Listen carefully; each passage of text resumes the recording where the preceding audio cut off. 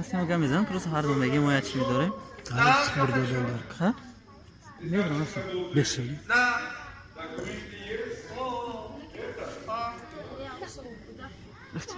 Beş. Sen karışmıyor hepsi.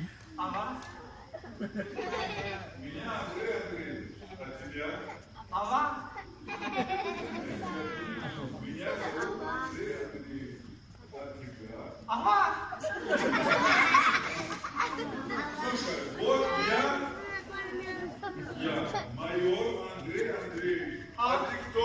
Ты. Самопал. Самопал? Оригинал? Оригинал. Я Андрей Андреевич. А ты кто? А вас?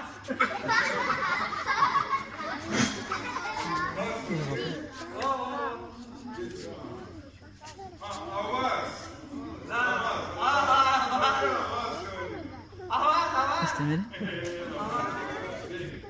Хороший парень. Ты мне понравился. Güzel karışmış. У меня будешь работать. Будешь работать. Время. Часы спят. Сколько времени? Сейчас.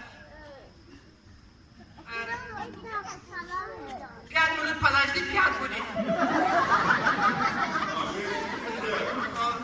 Сейчас тебе понравится. А вас?